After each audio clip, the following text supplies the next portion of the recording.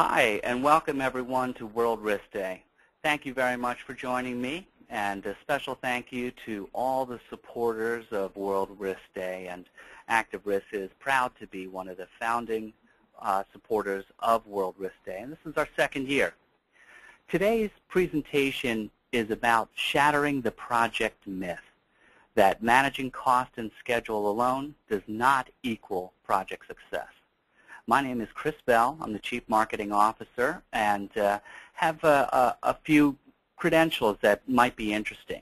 I'm not just the typical kind of marketing guy. I grew up in the infrastructure industry working at URS, worked at a regional general contractor, and then I moved my way into technology, running the construction practice at Oracle Primavera and looking after product management.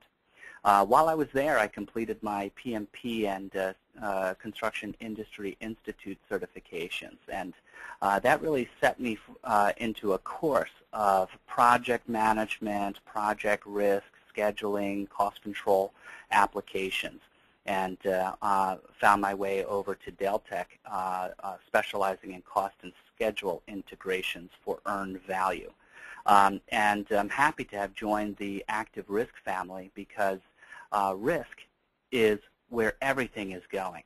And it's a really interesting way to think about this myth. You know, I've heard it told so many times that if you just manage your project cost and your schedule, you're going to have project success. And that kind of makes sense. If you're just looking after the budget and sticking to budget and making sure that you stick to the schedule, everything's going to go okay. But somehow or another, that's not true. And we're finding that in so many reports that are coming out.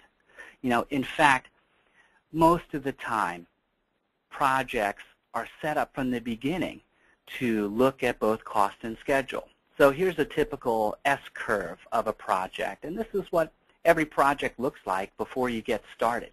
You've got a plan where you reach a certain percentage complete at the end of it, and you know the date that you'll end.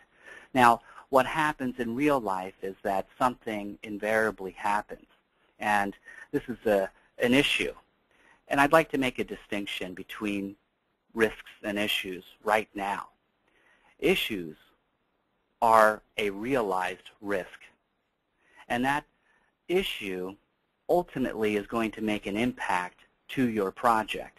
And it can either go over budget or it can be delivered late. You choose which one of the two. But the problem is that those delays are going to cause a loss. And if you're an owner to a project, that loss can mean a very material impact if you're a petroleum refinery. Millions of dollars per day lost as a result of that facility not being online. In fact, in earlier part of my career, I spent time with Intel Corporation, and they had shared with me that it was estimated that they would lose over $10 million per day. The chip fabrication plant was delivered late. So a very big impact. And if you're a contractor, the person responsible for delivering this project, ultimately there's very likely to be liquidated damages, and this comes right off of your margin. And in today's world, where most organizations have a go-in margin of 3% or less, there's razor-thin room to make money on this project. So the interesting thing I really found out with all the years of spending time in project management technologies, I said, gosh, why isn't risk being shown on these sort of key performance indicators? Where is the risk info? And lo and behold, that is central to all of the challenges that are being shared in reports. You know, according to Accenture, when they looked at capital projects, they found that just 30% of capital projects are delivered on time. This is across thousands of capital projects in the energy industry. They also did a similar report in many other industries and found almost the same stats. Only 15% of them are on budget. Gosh, 15%. That means 85% of the projects were over budget. That is a tough statistic. And more than 60% of the owners surveyed that they expect in the future that both size and complexity of their projects is going to continue to increase. Now, so I have to scratch my head there for a second. If 30% of projects are delivered on time, so that means 70% are delivered late, and 85% are delivered over budget, what do you think project complexity is going to do? I think it's going to make those numbers worse. And others agree. You know, this made an impact to many organizations over time. Now, these are some older organizations. For those of you that have been in the industry for a while, you may recognize these names. These were some of the most reputable organizations probably some 10 years ago. But J.A. Jones, it's a case study, number 14th on the ENR or Engineering News Record, top 400 contractors. They had been in business for over 113 years. And they faced a major risk. They had a project that ultimately made them insolvent. They had an issue where the projects were not profitable, which led to lower bonding capabilities, which meant they could no longer bid for the typical size projects that they went after, and it just caused a mass exodus. So this was a spiraling problem that ultimately took J.A. Jones right off the map. And Dillingham Construction, a smaller organization, if you're a more regional contractor, still large organization by any measure, 45 years in the business, and they ran into a few bad projects where risks were not identified. And all of a sudden, they had to finance those overruns in costs and accumulated so much debt that they were unable to make good on their credit.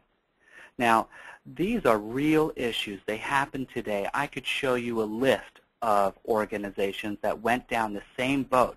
And I can tell you, both of these organizations were great at managing cost and schedule. But it was the risks that got them.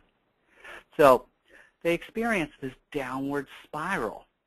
First, after looking at it, they found that they had decentralized risk information. Information was spread out all over the place, and it was in the hands of a bunch of people, and it was not known to the people who could make a decision early enough to avoid or mitigate that particular risk. That, in turn, created reduced visibility to the project manager, to the project executives, and ultimately to the owner. That reduced visibility created a surprise. Now, remember my definitions of risks and issues. Is a risk realized is what an issue is? That's what a surprise is. Surprise, you just went over budget. You are now 3 weeks late. And that surprise has a material impact called profit loss. And that profit loss ultimately caused those untenable issues that made these organizations file for bankruptcy. So here and today, this year, a very interesting report that I suggest you get from A.T. Kearney looking at capital projects and how organizations are looking at capital projects. And this is true whether you're a contractor side or you're on the owner side, is that the number one issue that people are looking at now is the risk profile of the project. What are the risks? What impacts do they make to the organization? Do we have good risk mitigation strategies? Do we have a good risk management process? Are we able to create visibility to the risks and create accountability for the risks? Look, you'll see it on the chart. It's actually higher in importance than project management, which is cost and schedule. So risk is at the epicenter of change in how we manage capital projects. It's so critical. And it hits every part of the project life cycle. So whether you're starting at the business development phase, or you're an owner and you're in the programming phase and defining what you need out of facilities, then getting into estimating, and then the design and construction and startup and operations and maintenance. Every one of these phases has risk. And the most important thing is that the risk needs to be communicated in each phase and passed down to each phase. But all of you that have been in the industry, you all know a secret that is probably known outside of our industry, is that there are these little silos or firewalls in between each of those phases. And unless you're one of the best-in-class organizations that can punch through those silos, you'll know that transferring and communicating the risks from the earliest phases of the project to project execution and closeout all the way to operations and maintenance is tough. Here's an example of where risk information leaks. As a risk will be identified by the owner and known about the project. But they're cautious. They don't want to create unanticipated costs or have their contractors or design firms build a lot of contingency, and so they may downplay that risk. The design firm, as they're approaching the design, identifies additional risks. And here's the big part where things get, where a lot of risks get identified, is during that design and estimating phase where an initial cost or a rough order cost is identified, is there's lots of unknowns that are found during the estimate phase. And those unknowns gets captured. In fact, every estimator that looks at a particular area of the project and tries to apply a quantity or a specific cost, and they find some uncertainty around that, what they do is they place a little bit of money against that and call it contingency. We're not sure if it's going to cost $200,000 to do that area or maybe $250,000, but we want to be competitive, so let's call it in between. And that happens all throughout the project structure. And then you're put into that competitive phase during the RFP and award process. And those risks and unknowns magically turn into something else. They turn into contractual exclusions or very tight scope definition. So a contractor will look at those unknowns that their estimator had given them and say, wow, we don't want to get caught with those unknowns. Let's make it clear that this is excluded or that area is excluded, and very tightly define our scope. And this is where the project costs can be a big overrun. Remember that statistic, that 85% overrun on cost, is these projects, when the risks get converted into contractual exclusions, it creates the opportunity for change orders. And these are the surprises that owners don't like. And then that information, all once the project is awarded, is then given to the real project team, the team that's actually going to do the work. And they go through an entirely different process. They just sort of assume that all the information previous to the project kickoff was good information, and it establishes a direction. But they, to really get ownership of the project, have to get together and define how are they going to break down the work, the way that they're going to execute the work. How do you place control accounts in different areas as to maintain authority over different areas? How are you going to really manage the schedule? And oftentimes, to get to, in the aerospace and defense industry, they call that the integrated baseline review, or the IBR. Or you could call it project kickoff in the engineering construction industry. Both of those happen weeks after the project was awarded. And it would be amazingly helpful to have the estimators there helping you with the IBR. But guess what? They're on to the next project that they have to go and win to build backlog. So they're not accessible or as accessible to the project team. So things get missed. So risk information is being leaked, and this sets up that environment for surprises. So the takeaway here that I'd like you to remember, and this really gets into that myth of managing cost and schedule alone will get you to project success, is that risks are readily available, are visible from the earliest stage of the project, and it's so important to capture them in a centralized place. Be aware of the firewalls or silos between the groups, and make sure you have a process in place to capture what's learned in the stage before you.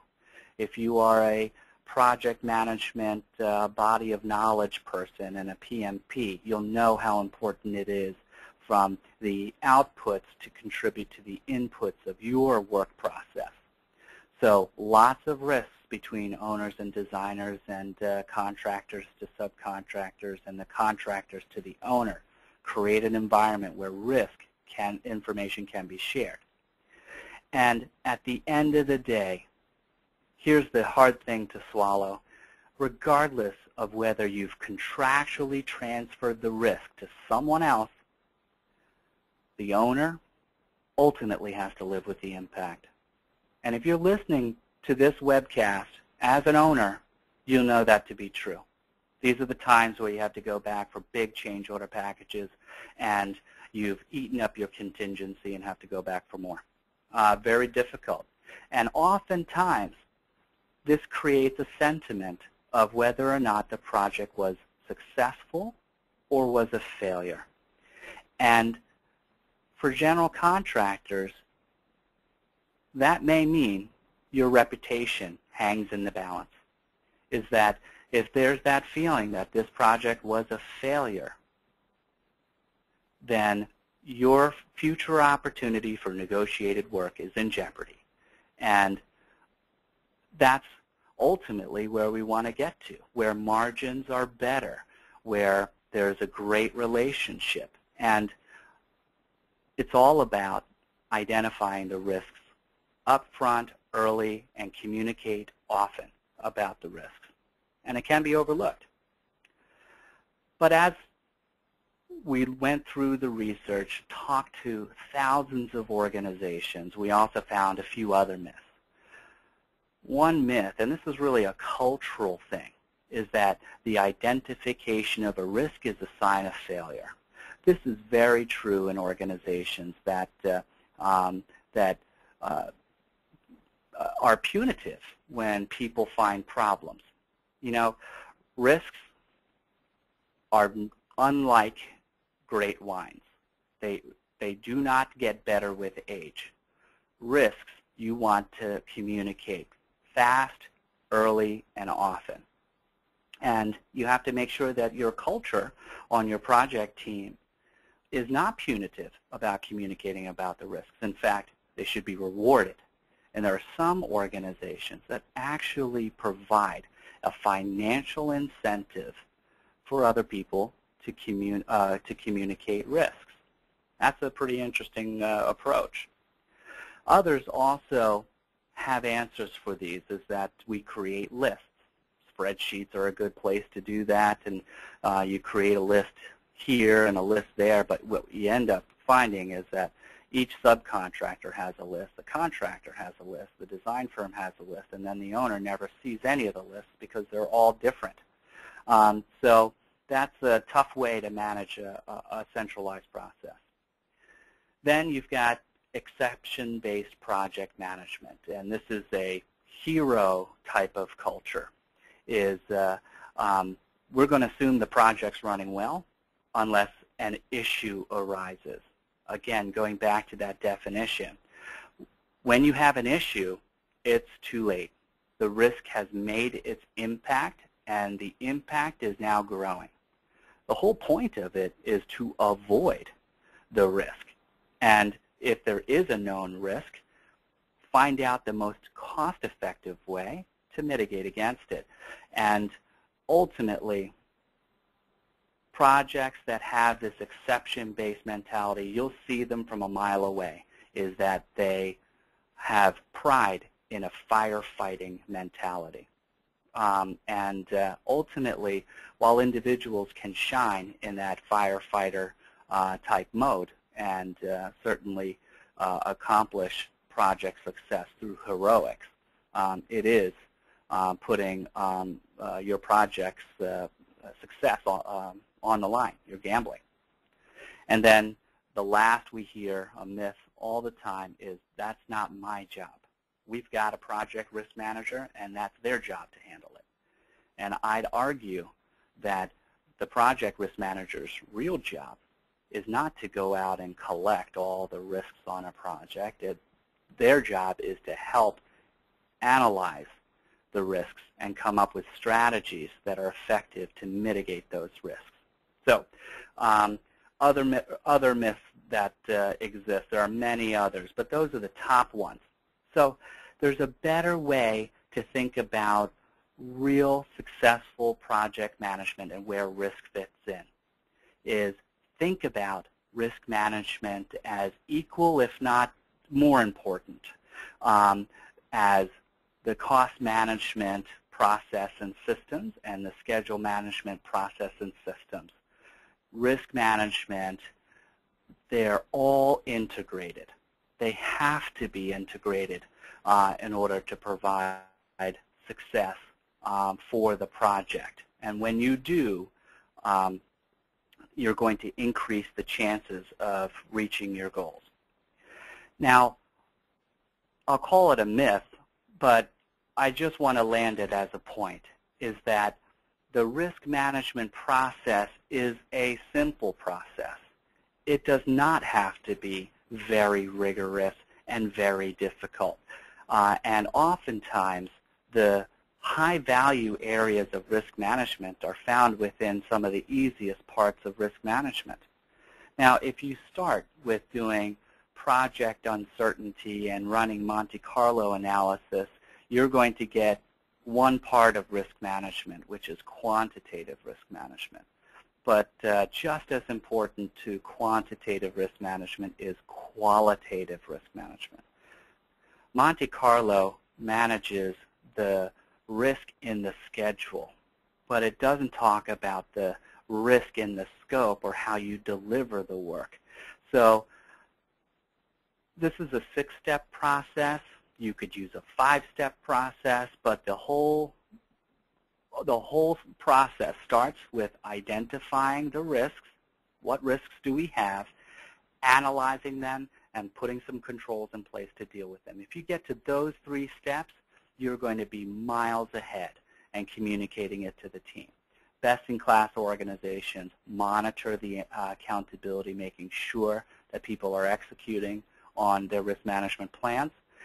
They look for bottlenecks in the process and improve the way that they manage the risks, and they have great visibility to the work they're doing in risk management and communicate very effectively through great reports and dashboards. So the key here is to distribute the risk management process. Today, very similar to where project scheduling and project cost control or contract management started is that it was the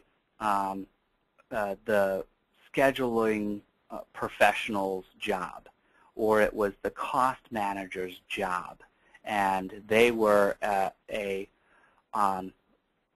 guru of scheduling or of cost management. And you'll find that there are risk managers that are also the same, developed from the same ilk. They are professional risk managers that understand almost all the aspects of risk management and have great systems available to them to do risk management.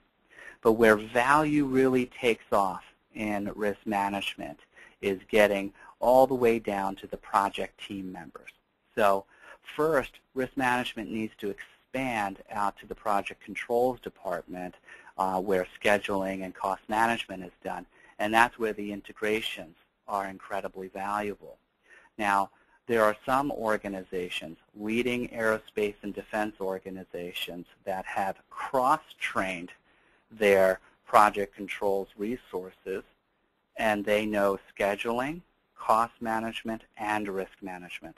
They're interchangeable parts, and they understand the holistic aspect of how those three interact to influence a project's direction. Great practice, but it's also good to have specialists all in the same group. Then you need to get that information out to the right people. It's not enough for just the risk managers to take a look at this information. They've got to get it to the project managers and their top project engineers and executives, and especially to the owner, to let them know how information is, how the risk information is shaping up. Now the key, and this is where everyone struggles, is where do you get the best risk information? It's oftentimes not the risk manager holding a workshop or calling every person on the project to find out what they think. It's actually on the front line. The project engineers, the superintendents, the subcontractors, all the individuals that are on the front line of the project. Those are where risks are talked about and identified and communicated. And the best practice is getting the risks identified there. And the only way to get there is through simple apps, if you will. So if you thought about that concept that there's light apps that just deliver risk identification functionality, that's critical. That's all those individuals need, because they need to find out, hey, I can log a risk, and I can also find out if I'm responsible for taking action on mitigating that risk. And I don't need to become a risk professional to learn everything I need to do. The same analogy comes in with scheduling. A scheduler could collect status from everyone in order to progress their schedule, but they would spend 90% of their time collecting progress instead of doing the high-value work of doing the analysis to find out, are there better ways to accelerate the schedule. So this is where risk management is heading, and I think it's critical to find a way to get the project team members involved in the process. So I'd like to thank you for joining me on this session about shattering the project myth. If you can take away anything from this presentation, it is to consider that risk management is breaking out as one of the most important areas of investment for organizations executing projects. And many of you have a system in place. There's opportunities for improvement by extending it out to the masses, or if you don't have a really solid risk management process in place, it's an easy place to get started. But if you do, you'll be one of the successful organizations. Thank you.